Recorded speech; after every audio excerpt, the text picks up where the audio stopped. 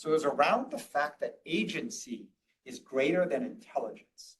He was saying, I had this intuitively wrong for decades. I think due to pervasive cultural veneration of intelligence, various entertainment, media, obsession with IQ in companies when you onboard or you even have existing learning and training. But even if you go to schools, whether it's starting at like nursery and elementary to middle school, high school, colleges, postgraduate degrees, are we educating for agency?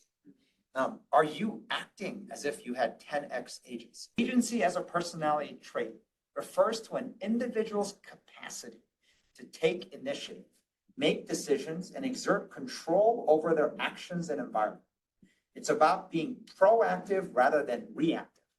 Someone with high agency doesn't just let life happen to them. They shape it. Think of it as a blend of self-efficacy, determination, and a sense of ownership over one's path. People with strong agency tend to set goals and pursue them with confidence, even in the face of obstacles.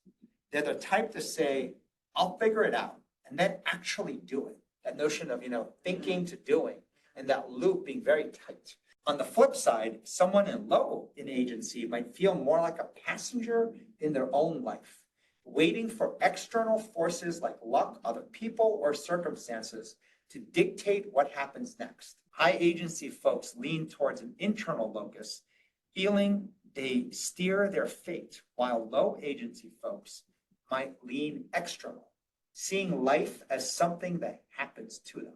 The way I define high agency is understanding this self as well as mission, continual learning and investment. To me, high agency is self to mission, all levels of mission, hardest, harder, easier, easiest, knowing that I can make the biggest impact, the biggest difference. That notion of whenever you find yourself constrained, well, I can't do that because of, whether it's some person or some other, thing that needs to occur. Technology has to mature, whatever the constraint might be, to learn the skills to say, wait a sec, maybe there's a way. That maybe a combination of myself to mission, and I'm constantly up-leveling myself. And that is allowing me to get better and better at going after harder and harder missions. And why harder or hardest is because you're going to pick the ones that have the greatest return, greatest payoff. If you choose to go after something more difficult, it requires you often having to learn and upgrade. The pursuit of really hard missions will require you to improve yourself, but once again, only if you go in with a high agency mindset. If you go with a low agency mindset, you're going to say, well, I was never supposed to be able to do this. Right. And I'll never learn the skills, and someone else has to do it. Right. And you quickly spiral into kind of the wrong direction. There's a perception that high agency people are special versus as in they just exist, they're born with it. Yeah. No, it's a trainable skill. And training the skills, the building blocks of high agency. And it starts with recognizing, wait a sec, I'm choosing the wrong mindset. The wrong thought is to go into low agency. There's a whole mindset piece here. High agency is actually you applying your judgment, making decisions at a rapid pace, having the belief, the confidence that I can go and figure this out.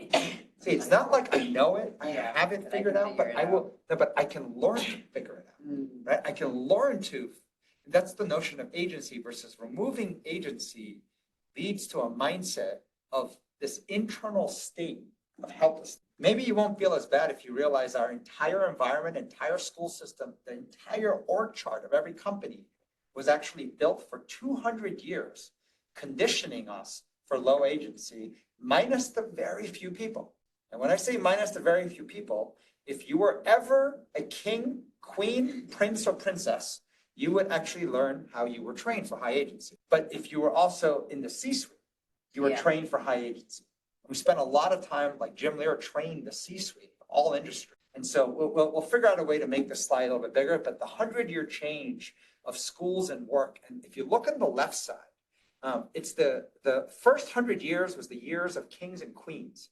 Then it went to the years of industrial age factories. If you think of what both environments were looking to produce, they were looking to produce low agency human beings. I mean, a king did not want followers, right? Or subjects to the king. who had a ton of agency saying, you know what, I could be better than you at being king or queen.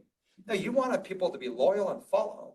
And then when you go to factories, you wanted people to follow the rules, work in an assembly line, clock in and get the job done really well. And that notion of low agency work, also associated with just low agency mindset, low agency routine, training, and high agency was reserved for the very few, 100 years for kings and queens only. The need for your own judgment, your own agency becomes even more important.